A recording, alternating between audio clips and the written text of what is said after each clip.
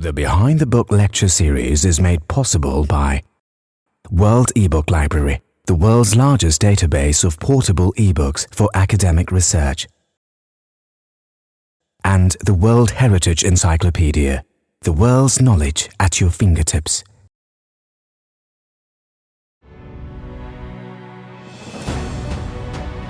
So many of today's common ideas and stories built upon ideas that have come before, and those ideas set in motion revolutions that have changed the world. Today we are in the information age. We take knowledge for granted, but back then, ideas, particularly if they were different, were considered dangerous. Machiavelli departed from conventional teachings as espoused by the Catholic Church. Marx became so infamous that he was kicked out of more than one country. It wasn't as if he was in love with the character of Sherlock Holmes. Sherlock Holmes was an extremely profitable character for him.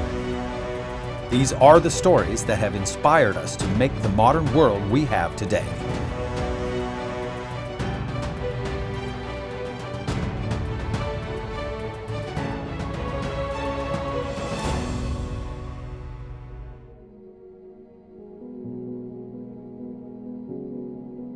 Nathaniel Hawthorne trained in private schools as a young man. He came from a prominent Pilgrim-descended family. He was born in Salem, Massachusetts, and he's actually a descendant of one of the judges who put the Salem witches to death, and it certainly influenced his works. All of his books really deal with, puritanical themes, New England settings. He was one of the most creative people. He wrote so many traditional books that we are familiar with, like The Scarlet Letter, and he was very concerned about young people the way we are now, not reading enough and not understanding the classics.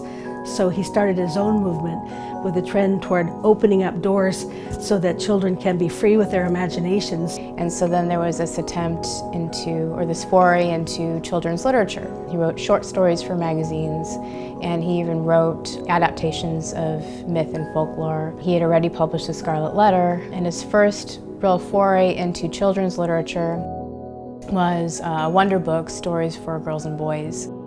A Wonder Book for Girls and Boys received a lot of positive feedback, and so he made a sequel to it, which ended up being Tanglewood Tales. So in Tanglewood Tales, which was published in 1853, Hawthorne takes 6 Greek myths, classic Greek myths, and makes them chapters in this book.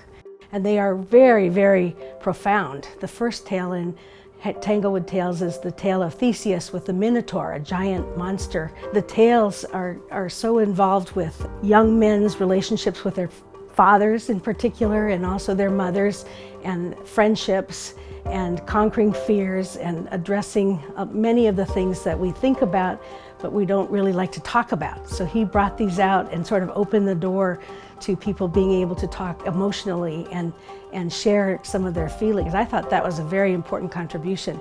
But he was such a brilliant writer that he contributed some of the finest crafted stories that there have been. And I think that his version is probably the most beautifully crafted set of myths that I've ever seen. If I were reading this book to my children, it would then prompt me to make reference to, look, this is taken from Greek mythology and it is accessible to us.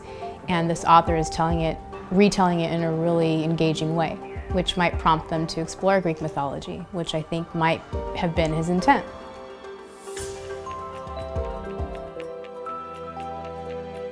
Grimm's Fairy Tales is a collection of short stories. The book was written by 2 brothers out of a family of 6 children. They were the 2 oldest brothers. Jacob was the oldest, and his brother Wilhelm. They were inseparable from the time Wilhelm was born, and even after Wilhelm married and had 4 children, Jacob lived in the same house with his brother. They went to college together, they traveled together, they worked together and wrote together, and they were a magnificent team. So because of the Napoleonic Wars and occupied by French soldiers and exposed to different European cultures, the Grimm brothers really saw a need to assert a German voice and a German culture in literature. So what they did was they went from farm to farm. They set about collecting old folk stories from people who begged them to collect the stories and write them to preserve not only the stories but also the language and the use of German language in those books. So they set to and collected 80 stories in a big hurry, with Jacob doing the collecting and Wilhelm doing the editing. There was a lot of controversy about the violence of some of the stories because they involved children. It's said that people reflect their times, and they were reflecting the stories of their times. I don't think that that's necessarily how the Brothers Grimm thought. And some of the most famous ones include Rapunzel, Cinderella, Sleeping Beauty, which was called A Briar's Rose back then. You know, a lot of these tales that the Grimms wrote were taken from families and told to children, you know, as morality tales. You know, this is what happens when. You see lots of murder. You see infanticide, you see patricide, you see sex outside of marriage, you see children outside of marriage, you see cannibalism, you see just blood and gore. I think that these stories weren't designed for children. They were designed to tell each other, and they were eventually marketed to children, which is why we now have these, you know, sanitized versions of all of them. For instance, in Cinderella, the stepsisters, because their foot couldn't fit into the slipper, they would hack off pieces of their feet, you know, till there were just bloody stumps to be with this prince. There were very many stories about relationships between parents and their children, and children against the unknown, and fear of being abandoned. These are things that are very basic psychological needs. We all want to be wanted and needed and loved. And in many of these stories, these most basic needs and wants were challenged. I don't think that we should shy away from showing our kids or introducing our kids to Grimm's fairy tales. I think they deserve more than just getting the sanitized version of a fairy tale, because they're not getting the sanitized version of life. And so why not mediate that and create that conversation as a parent or as a teacher?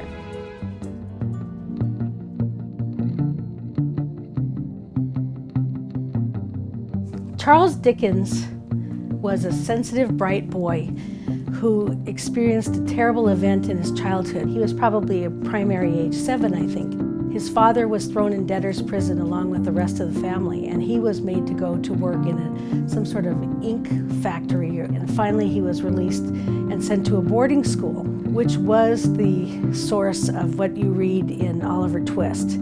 Every night they'd wake the young kids and beat them. He really grew up aware of what it was like to be poor and helpless. He was writing at a very early age, and he became a journalist. He needed to write for money, but he also wrote for civil action. The Christmas Carol was a result of his going to a public rally in Manchester, England. He realized the country was really dividing more in half, with the people who have and the people who do not have.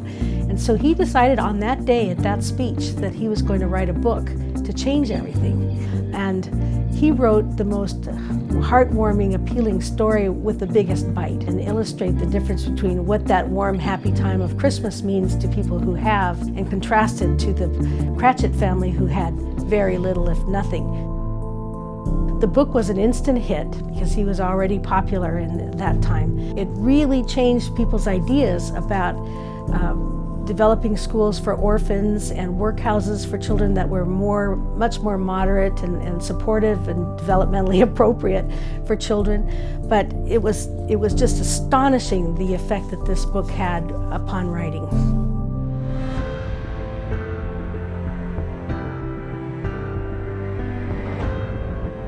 They were political. They weren't just writers. They were also very political.